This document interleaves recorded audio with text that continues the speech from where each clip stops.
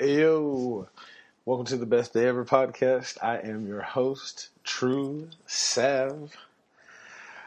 Whew, boy. It was a wild one this week. It was a wild one. I went camping for the first time in a long time with my new extended family. Boy, it was something else. Nature is a trip. But I mean, it was a good time. We hung out with the family. I hung out with my brother-in-law and his kids, and that was fun. I haven't seen El Presidente since the wedding. Always good to see the president. Always good to see the president.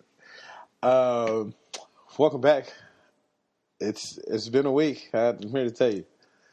So last time I told you guys about my gym workouts. So I toned it down a little bit. I just started walking the dogs around the lake. No more trying to be a strong man. I'm cool on that. The diet thing is cool. I've been eating right. Well, no, let me stop lying. When we went camping, I was good up until we went camping, and then we're out in the wilderness. Throw some eggs, some bacon on the little on the cast iron skillet, and I don't know what happened. But it was good. It was good this motherfucker. But yeah, a little bit of orange juice never hurt anybody. But that's neither here nor there. So, welcome back. I know the first 2 weeks were a little rough.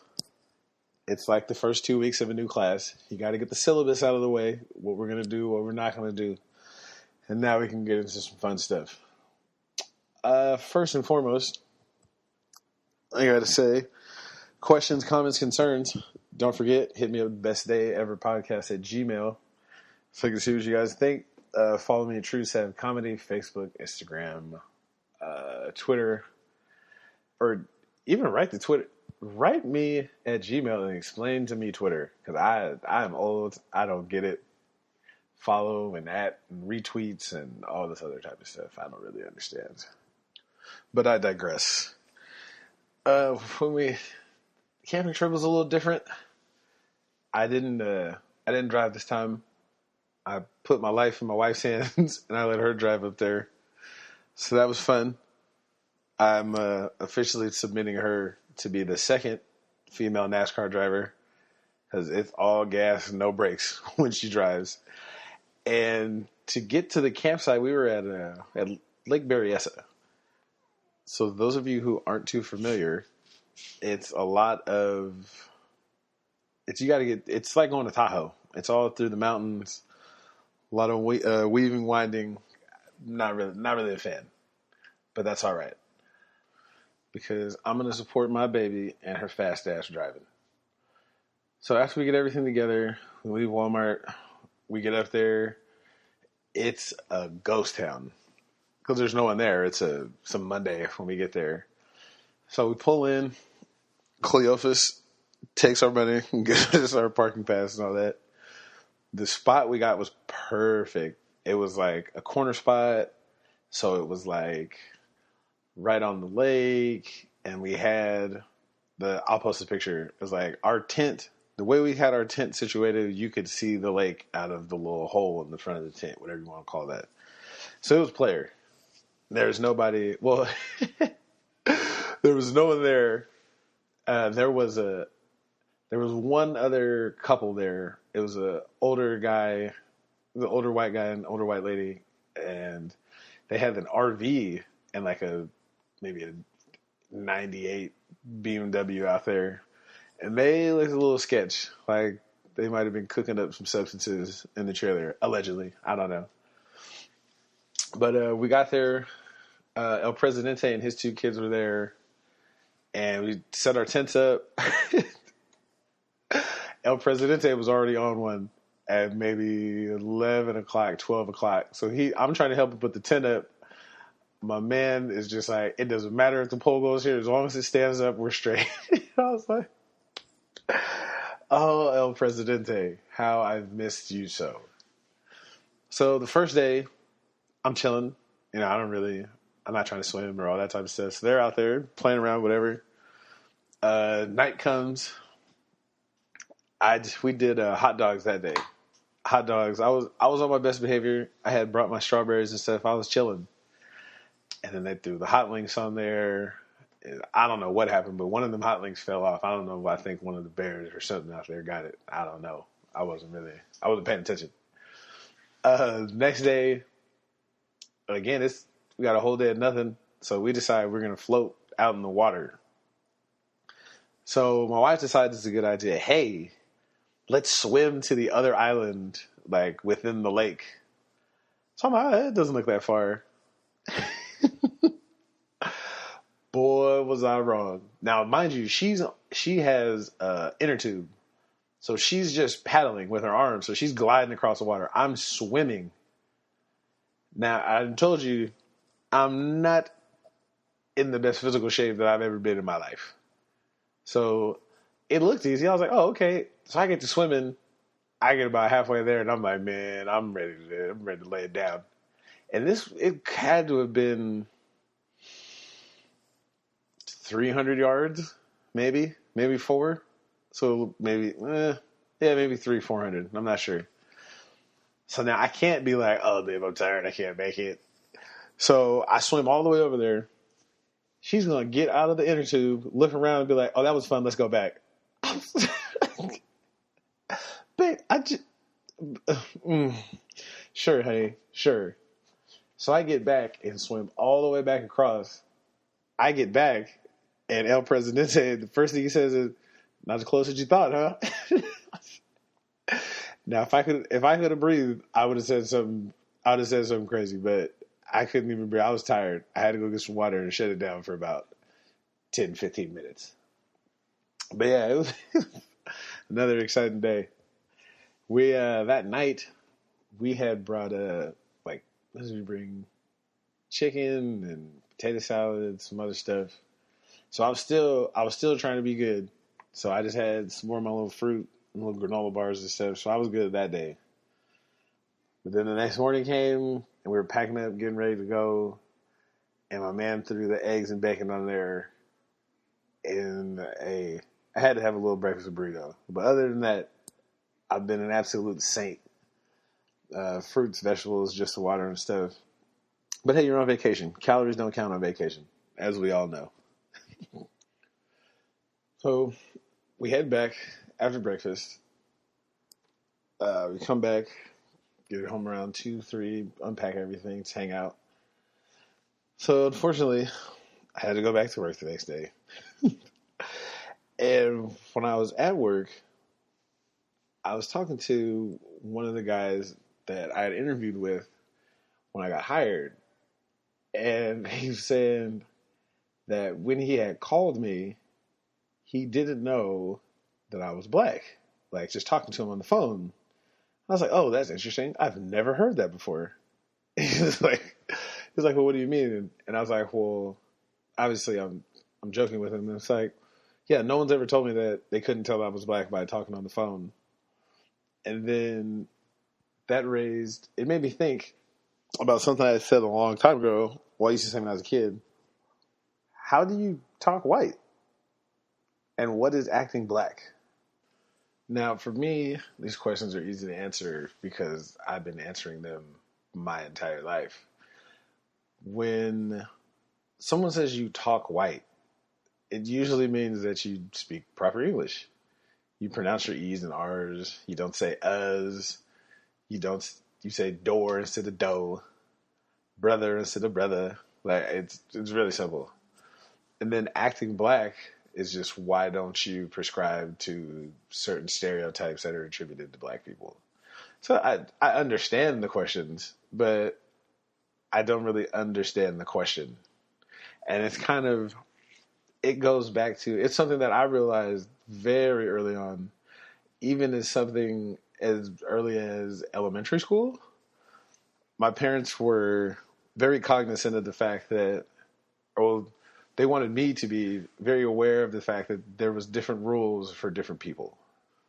Not only were there different rules, but you would be treated differently based solely on your appearance, basically on being black. You will be treated completely different. Now, I didn't believe this, and I didn't catch on until middle school. Private school, it was still there, but I didn't understand it and I didn't get it. It taught me the importance of words and how words are used. If little Danny acted up in class, he was rambunctious and full of energy. If I acted up in class, I was disrespectful and insubordinate. If little Danny pushed somebody, they were roughhousing or playing around. If I did it, I was being aggressive and needed timeout, urgent attention, or some sort of corrective measure, but it wasn't just a talking to. And the older you got, especially in public schools, there was a distinct difference. I talked about it a little bit a while ago with the difference between in private school, it was things were corrected, or at Elk Grove, things were corrected, and you had talked about it. At Kennedy, it was call the police officer, you're going to jail. That kind of difference between things. And in my household, it was a 2-parent household. My mom was a nurse, so she had a degree. My father owned a business, so he was educated. So everyone I knew, well, in my household, everyone was educated. All of their friends had degrees. They had all gone to college. All of my friends lived in a 2-parent household. They were all middle class. Even the ones who lived in neighborhoods that weren't well-to-do, it was still a 2-parent household. People weren't going in and out of jail. There was no rampant drug abuse. I mean, we all have members of our family that are on drugs. Like, let's not pretend. But it wasn't what you would see on TV in the way that black people are portrayed. So to me, when someone would say, why aren't you acting black? I was like, I am. Like, this is what I see. I mean, I watched The Cosby Show. Like, that to me was the realest representation of black life. Was the mother, the father were there. All the kids were theirs. I mean, Lisa Bonet was kind of light-skinned and it didn't really make sense because everyone was dark-skinned, but whatever. Different strokes. And then my parents were older. My parents were in their late 30s, early 40s when they had me. So I skipped a generation. So what I saw was, and then both of my parents were alive in the 60s, 70s when it was a different representation of black people. You were coming out of an era of segregation where you weren't allowed to do certain things, and now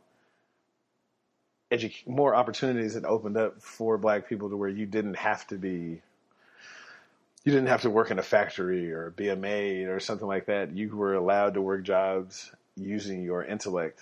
And so for me, that's what I thought it was supposed to be. Now, to my parents' credit, they, for the most part, kept me away from the other side of life.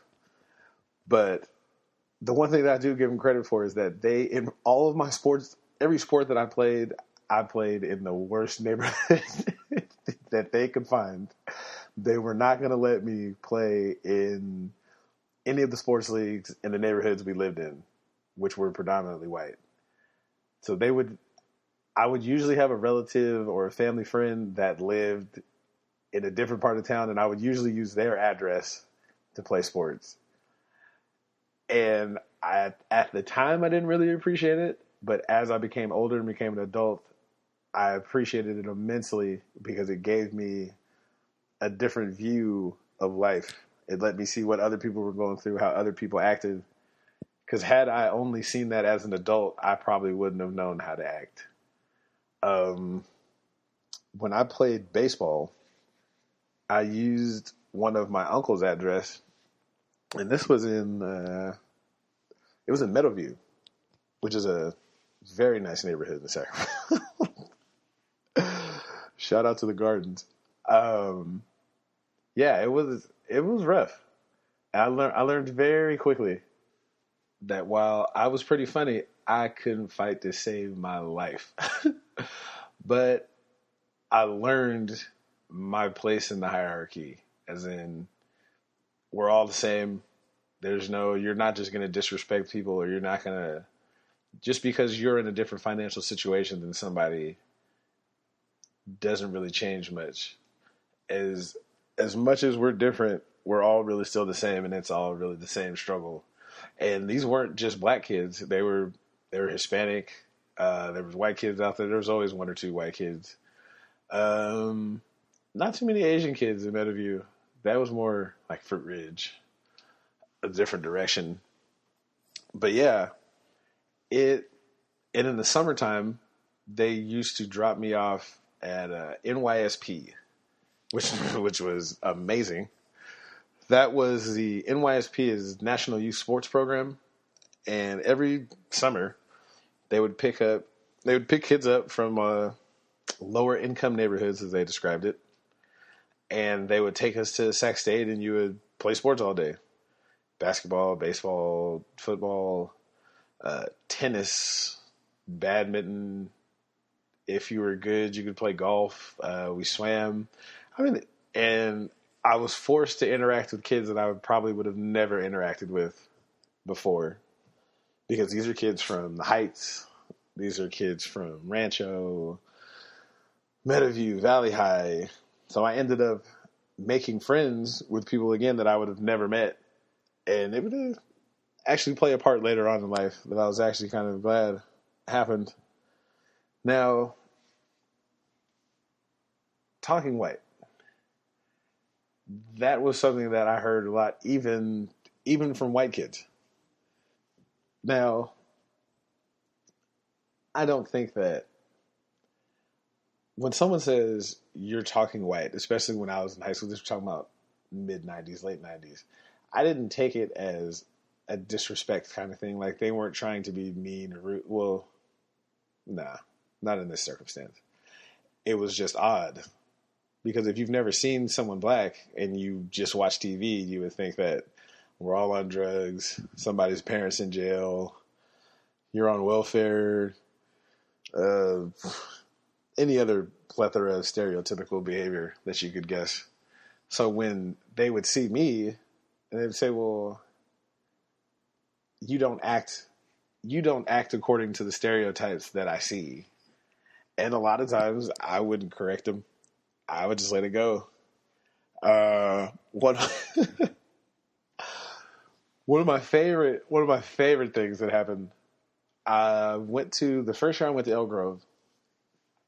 It was regular high school. You had 6 different periods. So it's first, second, third, lunchtime, fourth, fifth, sixth. So my first day from school, I came home with 7 different forms for free lunch. So every class that I was in, a teacher handed me the paperwork for free lunch. Now, I told you, my mom was a nurse. My dad owned his own business. He'd owned the business as long as I've been alive, or as long as I can remember. So I didn't say anything. I just filled it out and brought it back to the school. I might have fudged the numbers a little bit, but hey, they didn't know. So for my entire high school career, I got a free lunch. Now, my mom would write me a check every month because you had to write the check, bring it to the cafeteria, then they did whatever. So I would just keep the check. I wouldn't cash it. I would just let it sit there.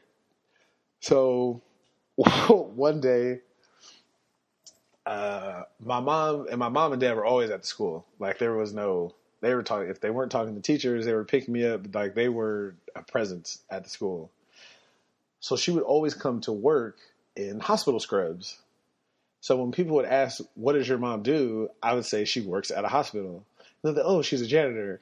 I'm like, oh, okay. I would never correct them, though. I would never outright, I guess, a lie of omission is still a lie, but I would never correct them. I'd be like, yeah, I guess. Okay. But when my dad came to school, that was a little bit harder because he would have suits on. And we're talking tailored suits, like not off the rack, nothing like that. So when he would come, and they'd be like, oh, so what does your dad do? I was like, oh, well, he's at home most of the time. Like, oh, he doesn't have a job. I was like, yeah, okay.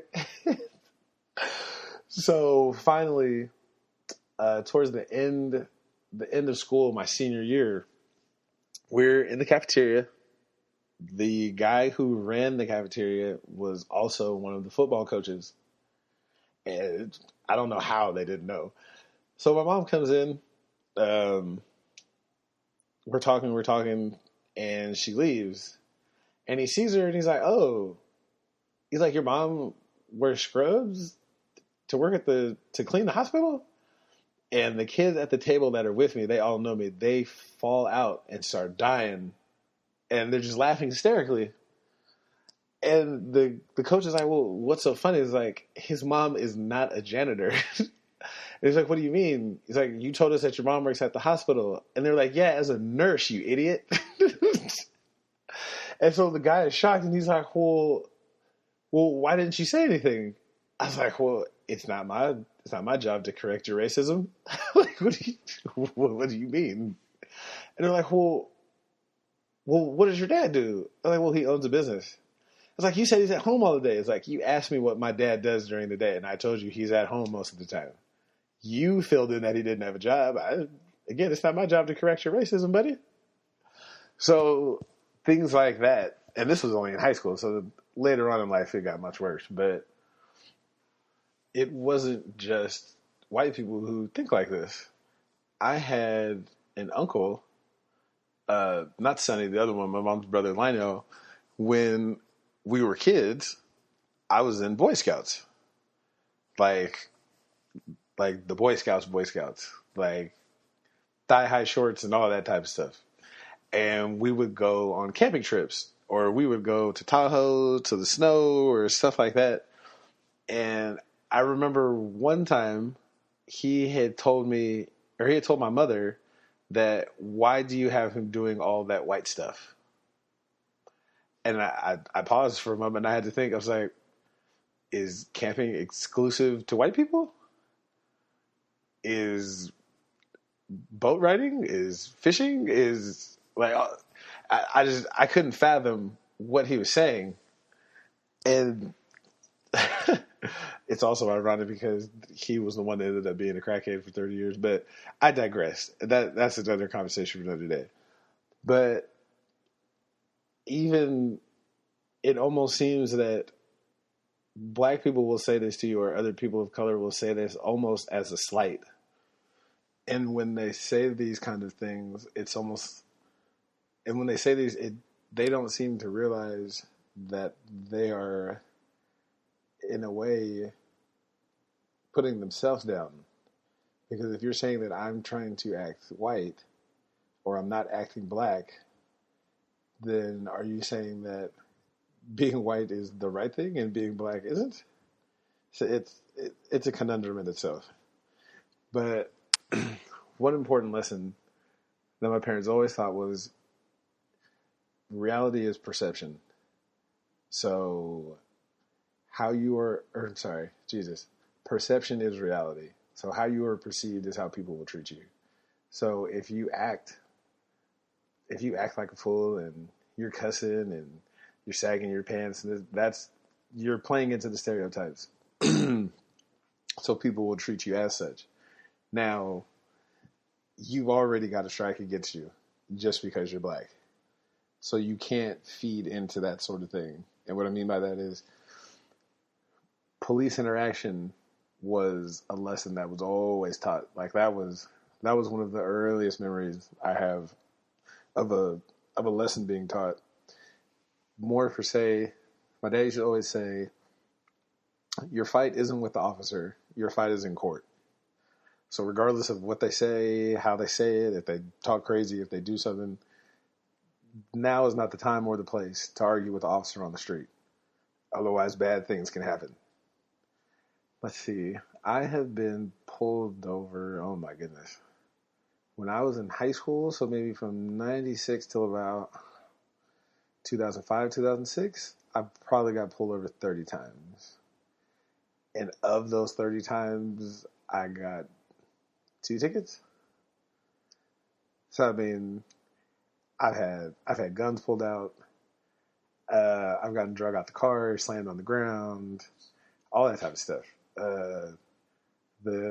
Your legs aren't far enough. Your hands aren't high enough. All of that type of stuff. But let's see. but I understood why, because a lot of times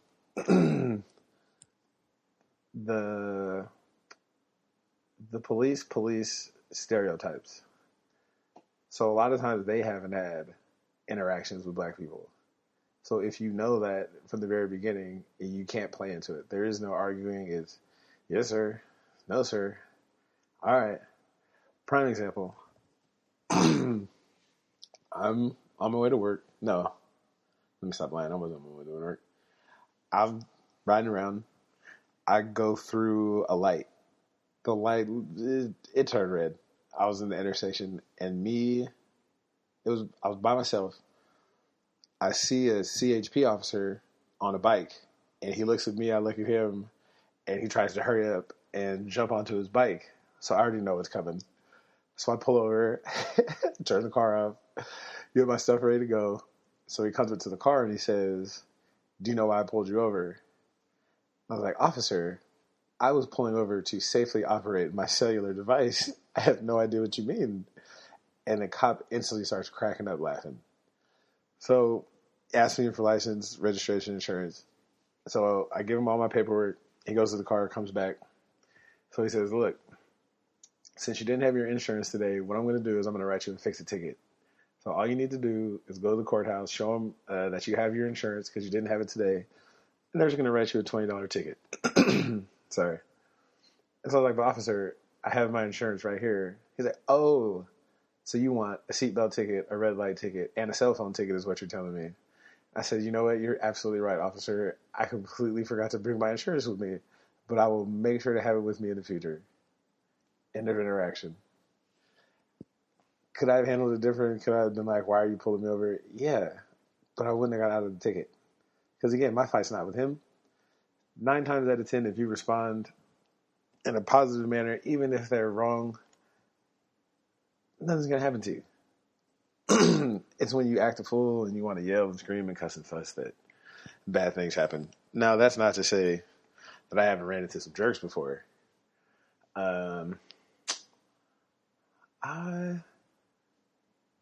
Even the time that I have run into people that are obviously out to do no good, it's the same thing. Yes, sir. No, sir.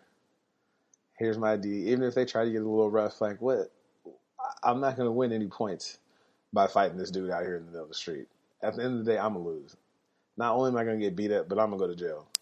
So it just doesn't matter. And with that was, with situations like that, I learned early that you have to be 2 different people. You have to be the person who doesn't get angry, who doesn't cuss, who's always in a good mood. And then there's the real you, how you act around your friends, how you act around your family. And the 2 people never meet. Perfect example of this, there is a movie out called The Hate You Give. And one of the characters is a young woman, and she goes to a private school, predominantly white school, and the way she acts at school is completely contrary to the way she acts at home. And when I watched it, I was like, wow, I know that person. Like, that's me. I've had to do that. The same thing at work. I can't use the same vernacular or terminology, or I can't even really speak how I would in front of my friends at work. It's just not conducive. Now, this becomes an issue when you work with people who don't necessarily feel the same way. For example, I work in Oakland. So the majority of the black people that I work with act like the stereotypical black person. This is further complicated because management says things or talks to them a certain way. Now, when I first started, the boss that I had now, one day I was at work and she asked me, I came into the department, was like, "Hey, how you doing?" She's like, "Hey, what's happening?" I said, Who are you talking to?" She's like, no, I'm just saying, what's happening? I was like, what makes you think it's okay to talk to me like that? Like, what makes you think I talk like that? And she was like, I don't know. I just thought, you thought what? And she quickly realized what she had said, and she kind of backs off and didn't say anything else. Now, little things like that don't particularly bother me anymore. It's just, that's your issue. What does bother me is the other black people that I work with that play into the stereotypes, that are loud, don't really have decorum around the place. Like, I'm not judging you personally, but I can only judge you on how you act. And one of the things that they all seem to do is, it's a tribe mentality. Is that, oh, we're going to stick together with the other black people, and we got to stay together. And one of the things that I really believe to be true is, all your skin folk ain't your kinfolk. Meaning, everyone who looks like you isn't your friend. Now, this is weird. Well, I shouldn't say this is weird. It's strange because growing up, that was the exact opposite of what I was taught. My parents were very adamant about, you got to stick together, and black people, we've got to form our own communities and do for ourselves. And I told them, like, yeah, that was true in the 70s.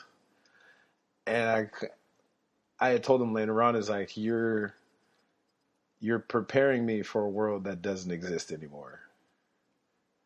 Like, the things that you're saying, like, I understand when you were young, like, that's what it was. But the rules to the game have changed. Like, after civil rights in the 80s and 90s, things are still black and white. It'd be silly not to believe that. But now it's more rich and poor. I have more in common with this other poor person, whether they be Hispanic, Asian, Caucasian, whatever the case may be. Because the problem with the we all have to stick together because we look alike situation is, now you have people that will infiltrate your racial group and wreak havoc. What I mean by this is, when I was in Bakersfield, it's predominantly Hispanic. Well, yeah, 70 to 80%, I would say. So two of the guys that I worked with were Hispanic, and I would hang out with them after work, and I would always be at their house. So one day, we were talking, and their uncle, we were all cordial, I guess. So one day he says to me, he's like, you're the first black person that's ever been in this house, right? And I was kind of taken aback. It was a weird thing to say. I knew it didn't mean any harm by it, but still it was weird to hear. And so I asked him, I was like, well, why? And he was what is he? He was a Sereno.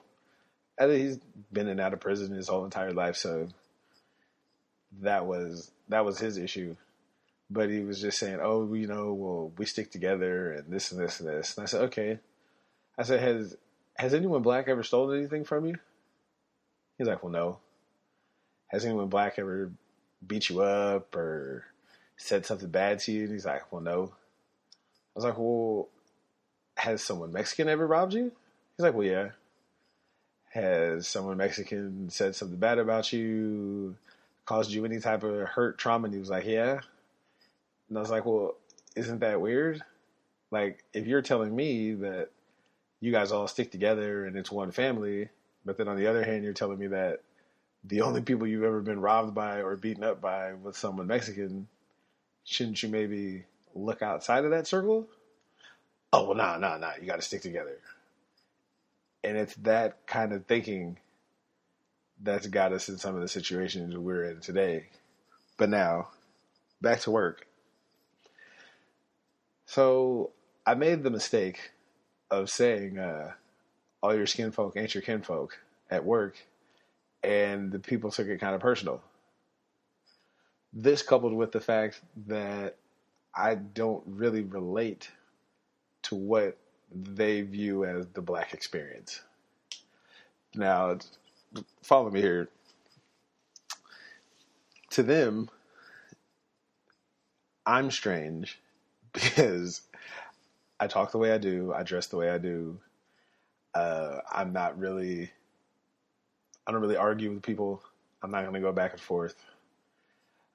Just how I carry myself at work is completely different than how they would. One of the things that they asked me was, or they asked me if I had watched, what is that? The Jeffersons. No, not the Jeffersons. Moving on up. Good Times. They'd asked me if I'd watched Good Times, and I was like, I have no idea what that is. And you would have thought that I said the world was flat. Like, everyone stopped and just looked at me. It was like, what do you mean you didn't watch Good Times? And I was like, I didn't watch it. I didn't know it was a thing. They're like, 227? Nope. Jeffersons? Nope. And they rattled off a whole bunch of other shows, I guess, that are apparently every black person in the world has watched except for me. And then they were like, well, you didn't watch the BET Awards or what's that? No, not really. I just can't relate. And they're like, what do you mean? And I was like, well, I could relate to the Cosby Show, different world, stuff like that. I was like, well, I didn't know anybody that lived in an apartment complex or that lived in that situation. Like, it's nothing personal. My parents were older. Like, we didn't really watch that type of stuff. It's like I was watching documentaries or reading books and then they were like, well, the skinfolk ain't your kinfolk comment came into play because there was an employee who was horrible. Like, they were absolutely horrible. They were just bad at their job all the way around. And so one of the managers, I guess the manager had said how dude got his hours cut or something. And a certain segment of the black employees there took offense to it. And they're like, oh, that's just wrong. So on and so forth. He should get his hours because this and this and this. You gave all these Mexicans. Yeah, you heard me right. All of these Mexicans, all these hours. In my mind, I'm thinking, but he's a bad employee. Like, why would I be behind or co-sign someone who's not good at their job just because they're black? Like, I was perplexed. It just didn't make any sense. But to them, I guess that was their idea of being true to who they were. It was by sticking by somebody regardless of if they were bad or not. And I didn't get it. So with situations like that at work, so now it's a dynamic where I'm on the outside. I'm not in the cool black people crew anymore, apparently, because I didn't decide to back this other horrible employer. So which is fine by me. It's no skin off my back. Which brings me to the most important question. How do you act black?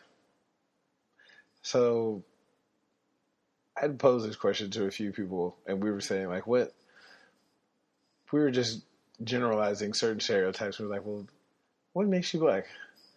So a couple of things we came up with. Apparently you have to be in poverty. Like, you can't be middle class and be black. This is evident by the fact that Barack Obama was the first black president, and first he was black, but he wasn't black, and not just skin color black.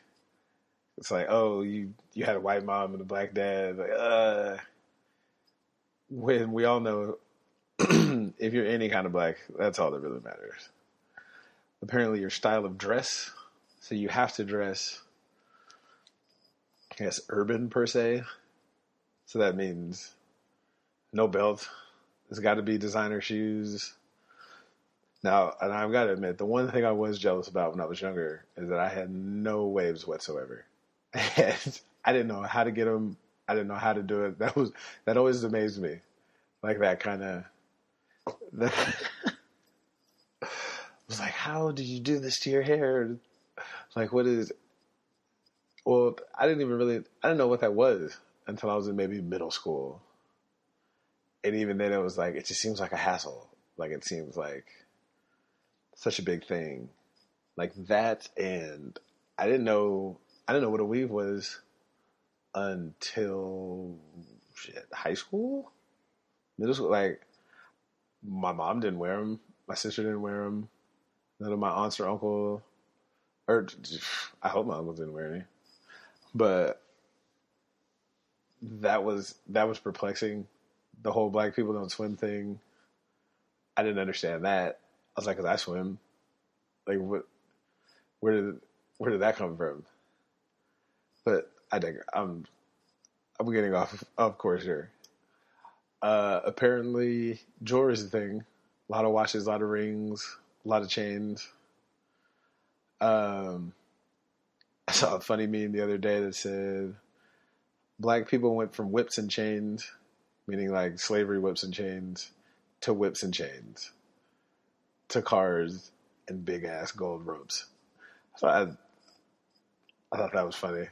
It kind of came full circle. Um, Also, your speech pattern, that's being black. Like to this day, every time I try to say brother or sister, like my mind just, I flip out. Like it's brother or it's sister, not brother, sister. Like it throws me off to this day.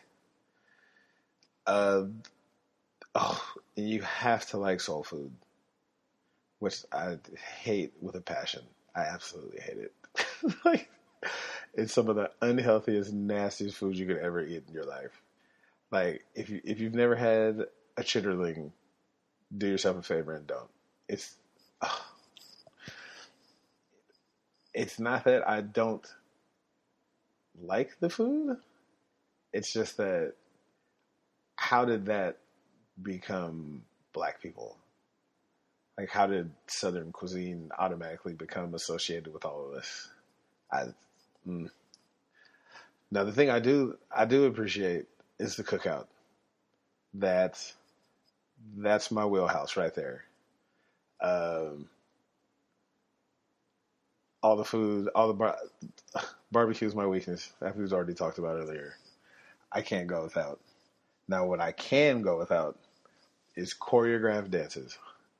So the electric slide, the what's the other one? The wobble, the what's the cha cha slide. I don't know how to do any of them. So I, if we're going off stereotypes, I don't have any of them. I can't dress. I don't do jewelry. I don't watch BET. I can't say brother or sister. None of that. I don't do soul food. One of my cousins even reminded me of this fact.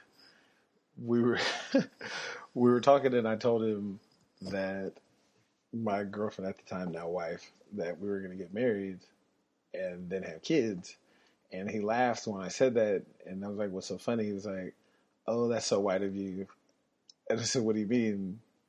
He's like, "Well, you're going to get married and then have kids." And I was kind of confused. I was like, "What do you? That's a white thing? Like I thought that's just what you were supposed to do." And he tried to laugh it off, and I thought about it. I'm the only cousin that doesn't have any kids, but I'm also the only one that's married. So my sister has a kid. She's not married. My uncle Lionel has a son, Marcus, that has 3 kids. He's not married. His daughter, his daughter has 2 kids. I take that back. She's married, but her son is 7, and she's been married for 3 years. That's whatever. At least she's married. Sonny had 3 kids.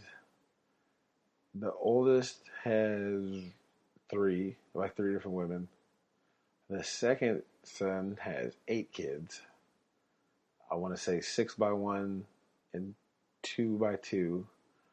And then the youngest son, that's my age, has 3 kids by 3 different women. None of them are married. None of them are in relationships right now. They're just out there popping kids out. But something's wrong with me. So I mean, it happens to this day. Like anything, I don't want to say that that's right. But anything, it almost seems that people revel in the idea of being outside of the social norms per se. I mean, I get it after living in a country that's marginalized and exploited black people. Like, I get it, but at some point it becomes a conscious decision to where you've decided that I'm going to perpetuate these stereotypes and keep it going. I'm not going to try to do better. I'm just going to be stuck in this. And that's what's up. I'm not here to judge. Part of duality is accepting both sides of life. I'd be a lie if I don't say if I said I didn't do some wild stuff or make bad decisions, but I wouldn't attribute those decisions to being black. I would just say I've made some wild choices. That's another troubling thing about what it means to be black, is that who decided this? Like, who decided that you have to dress a certain way or speak a certain way or be from a certain neighborhood? At the end of the day, when you're dealing with life in general, it's like we're all running the same race. And it seems that certain people within all racial groups seem to try to trip up or have other people stumble within their certain racial group because they don't act according to the stereotypes that they have deemed important to the struggle. So if you don't talk or act in a certain way, it seems, for me personally, I think it makes them uncomfortable when they see someone acting in a manner that they're not used to. Or really, I shouldn't even say uncomfortable. I think it's more when you understand how people cope with their own insecurities or their own fear, unresolved issues they have. It's usually by projecting that onto you. So I had to learn rather quickly not to take the things that people would say about me to heart, because a lot of times it's their insecurity. They're upset because they can't handle the situation the way you did, or people don't view them the way that they're viewed. Prime example, when I was younger, I had to figure out some sort of way to verbally fight back because I couldn't get kicked out of school, and we already know I couldn't fight. So I would hand out verbal assaults. And one of the things I would do is when someone would say, "Oh, well, you act white," or "You're trying to be white," I would always say, "No, it's not that. It's just that my parents valued education, so they sent me to a good school. Your parents wanted you to look good for your job interview for me, so they bought you nice shoes." And that was usually the time I got punched. But it was those kind of things that I figured out early, that a lot of times when people say things like that to you, it's because they know that you're not trying to act white, or it's not that you're not acting black. It's that you're in a different economic group you're in a different socioeconomic group than them. And it makes them feel uncomfortable because to them, the comment would always start with, "Well, you think you're better than me." It's like, well, I never said that. I'm just living my life. So apparently you must feel like I'm better than you, or you wouldn't have said it. Like, I've never looked at someone and been like, "Oh, you think you're better than me because you live in this neighborhood, or you act this way, or you talk this way." So it's definitely a strange thing. And over time, it's made me almost have a disdain for race-based organizations, which is completely contrary to how it was in the beginning. Because when I worked for the Black Chamber of Commerce, that was all we did, was try to, well, it's a chamber of commerce. If you don't know, what we would do was, well, I might want to tell the story from the beginning so it makes sense. My father and I, after I graduated from high school, in Sacramento, there was no Black Chamber of Commerce. It had been defunct for a while, so we literally rented out the space, bought all the equipment, all the file cabinets, computers, desks, set up everything. I mean, from zero. Set up email accounts, set up voicemail accounts, went to meetings, built up a registry, all this other type of stuff. So most of the people that we hired or interacted with were Black. And I had to interview some of these people, and it amazed me when people would come in for a job interview dressed like they were going to the club. Now, are they dressed sharp? Yeah, but they weren't dressed professional, and that was the difference. And a lot of times they couldn't distinguish the difference because to them they had on the Gucci shoes and the whatever fancy jeans it were, or the shirt with the tiger across, or women would come in with high heels and short skirts, and it's like, yeah, if we were going to the club, that'd be perfect, but we're at a job interview, and that's not appropriate. So, I mean, this is growing pains. This was something I didn't mind. It's like, because we were trying to help people out. Now, my attitude changed when after about 4 or 5 years, the other members of the council, because now, remember, we built this from the ground up. So there was no president, vice president, treasurer, anything like that. All of those pieces came later in the puzzle. Now, after this happened, my father, who was the president, got voted out because other people felt he wasn't Black enough. He wasn't doing enough for Black people, and so on and so forth. What it really was about some money. Was that they knew that as the president of the Black Chamber, you could make little secret backroom deals and all types of other stuff. So again, it wasn't really about keeping us all together. It was about who's going to make some money. I don't fault anybody for that. Like that's your personal thing. If that's how you felt like getting down, no hard feelings. But now what it did cause was that beginning of that internal turmoil, what do you say? Because now it was like, well, if we're all sticking together, then what's this backstabbing situation that's going on? Another defining moment would have to be, I used to love, when I was younger, Minister Farrakhan. Anytime he was talking about relationships or people sticking together and, oh, Black people, we got to work and this and this and this, I loved it. I ate it up. I was like, this is amazing. We need more people like him. And until one day, I was listening to a speech and the minister was talking and he's like, yeah, this and this, Black people, we got to overcome. We got to do this. We got to do that. And white people are the devil. And I froze in my tracks and I said, what did he say? And they were like, yeah, you didn't hear him? White people are the devil. I was like, all of them? Yeah, all of them. Well, what about my science teacher? He's pretty cool. Like, nah, they're all devils. I was like, oh, I'm gonna go to the car real quick. I'm gonna be right back. No, I'm coming back.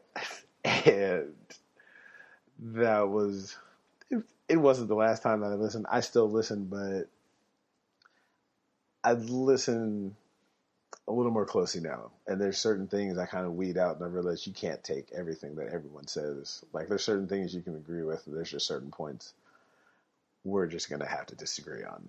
That being one of them. Now, there's that now again. It's coming back. This played a part in me growing up because all of the true savages weren't Black. There's a Jew, there's a couple of white guys, a couple of Hispanic guys. One of the first guys was Asian. So I think that was also why people liked us, was because it wasn't But as a matter of fact, we weren't even just a group of guys. There, a lot of people that kicked it with us were women. And there was no, oh, you're a girl, I don't want to hear what you have to say. It was, you're just as important and in equal standing as the rest of us. So when people would try to say, oh, well, why are you with this person or why are you with that person? It's like, we literally judged you by the content of your character and not the color of your skin, which is apparently difficult for a lot of people to do. It's like, I think people become so caught up in their tribe and wanting to be only around people who believe exactly what they believe or look exactly like them that you tend to overlook personality flaws, or you become a bad judge of character because you're only looking externally at what people at their race and not actually what type of people they are. It's definitely a slippery slope and a touchy subject, to say the least. But like I said, so what is talking white and how do you act black? I think we answered both of those. There is no such thing as talking white, and acting black is whatever you want it to be. You can't really act like a color or speak like one. So I guess it's up to your own personal interpretation. Well, my wife is looking at me like, hurry up and come to dinner. So I'll tell you one last story before I gotta go. When we lived in Bakersfield, I was the general manager of the store I worked at. And a lot of the people that I worked with had never really met somebody black like me, I guess you could say. So I had to carry myself in a certain manner when I was at work. So I couldn't be dropping N-bombs. I couldn't be yo, yo, yo. I never listened to rap music at work. At best, I would listen to classical music, throw some church music on for them from time to time. And I feel like it changed. Some of them were whatever. They're from Kern County, so they're not going to change. But I feel like some of them, it changed their perception of not only black people, but what being black was.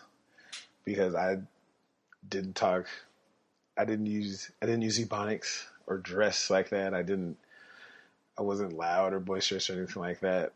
And a customer one day, a regular customer, came in all the time. I had actually sat down and I was talking with him and his family. And with the straightest of faces, he turns to me and he looks and he says, "You know what? You're not bad for a colored." I did laugh when he said it, but he said, "You're not so bad for a colored. You know what? You're actually a credit to your race." And his wife looked at me and was mortified. She couldn't say anything. She just looked at me and just mouthed, "I'm sorry." And I didn't take it personally. I didn't think he meant any disrespect. I thought he was probably in his 70s, maybe late 70s, early 80s. So to him, he was probably paying me the biggest compliment he thought he could pay anybody by telling me I was a nice colored fella. And it made me think that I'm not representing myself when I'm out in public. I'm representing a whole race of people, which isn't necessarily fair, but it's something that I have to take into account when I'm doing things, because I'm operating from a deficit. I'm already coming into a situation where people are already expecting a certain type of behavior. That's his life. But I thought that was funny that he thought I was a nice colored fella. So it's that time. Questions, comments, concerns, send them to bestdayeverpodcast@gmail.com. I posted some lovely pictures of my liquor cabinet. So if anybody wants to come by and get a drink, all the bottles are unopened. So feel free. You can follow me at Tru Sav Comedy, TRUSAV Comedy at Facebook, Instagram, Twitter, all that kind of fun stuff. Have a good one, and I'm going to go enjoy dinner. See you next time.